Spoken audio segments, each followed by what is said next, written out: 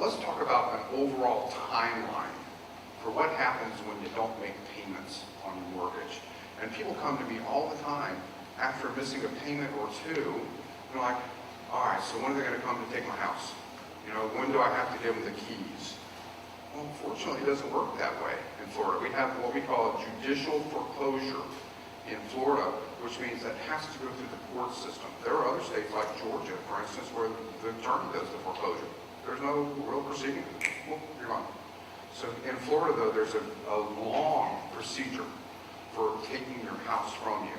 And many times, that actually gives you the power, again, to do something. Just because you go into the foreclosure doesn't mean it's over. And we're going to talk a lot about that, okay? But let's say, just what happens, all right?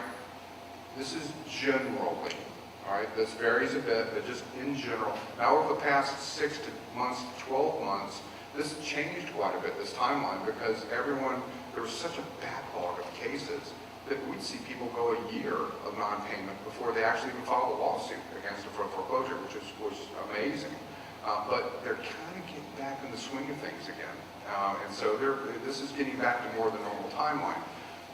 First 3 months of non-payment. First month, you get the calls, you get some letters. They're usually pretty nice. Hey, our payments must have missed in the mail. Come on, just, make your payment. Second month, you need to make your payment. And the third month is usually make your payment or we're taking your house. And there's what's called an acceleration letter that you'll get typically from the attorneys that says, we're accelerating your loan, which means that all of it's due right now. If you don't pay everything right now, we're going to foreclose on you. Okay? When you get that letter, you know it's coming. You're getting there. Month 4, generally, this is when the foreclosure company will file the complaint of foreclosure. And this is just the start, okay? And then you'll get served. You have a nice process server or some sheriff come in uniform to your house and hand you the complaint, and you lose it. If you're not there yet, but it's coming, it's okay. It's all right. It's just the beginning. It's just an invitation to the dance, all right? It's not the end. And again, people come to me, I got the foreclosure, I'm moving out. Oh, stay in the house, okay? It's just the very beginning.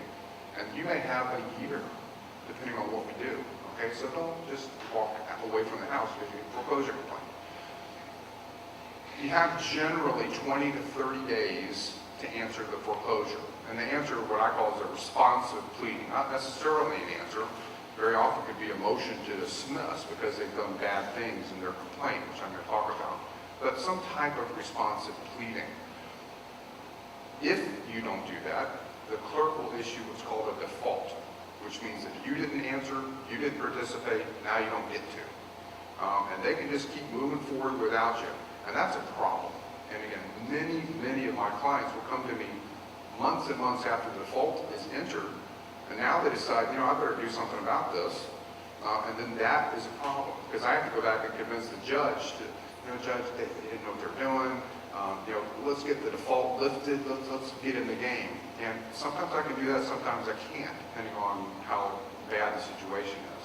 All right, but please file something. You know what it could be? It could be a little letter. You could say, hey, I can't pay my mortgage right now, but I'd really like to. Can I work it out? They will treat that as a responsive pleading and get you into the game. Okay? Now, that's not necessarily the best way, but if you're not going to do anything else, at least do that. Okay? Let's go on to the next slide. Month 6. Typically, the mortgage company will file what's called a motion for summary judgment. Now, this is month 6 of non-payment. All right? Probably the first month or so of the foreclosure complaint. Motion for summary judgment. What that means is that there's no dispute of fact, which means that you were supposed to make the payments and you didn't.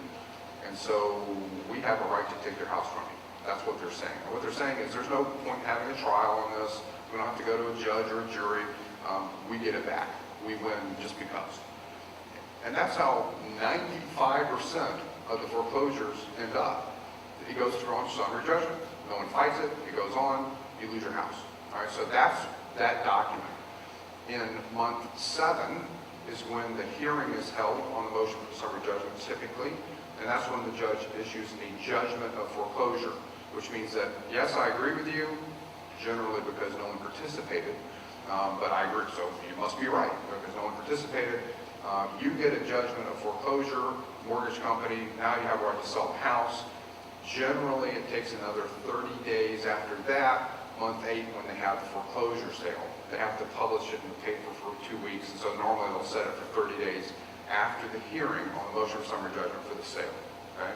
So, in general, 8 months of non-payment gets you kicked out of the house. After the sale, normally within a week, if you're still in the house, the sheriff will show up with a 24-hour eviction notice, get out. Okay? That's what happens if you don't do anything. So even if you don't do anything, you have at least 8 months, and maybe longer, depending on how slow the process is running.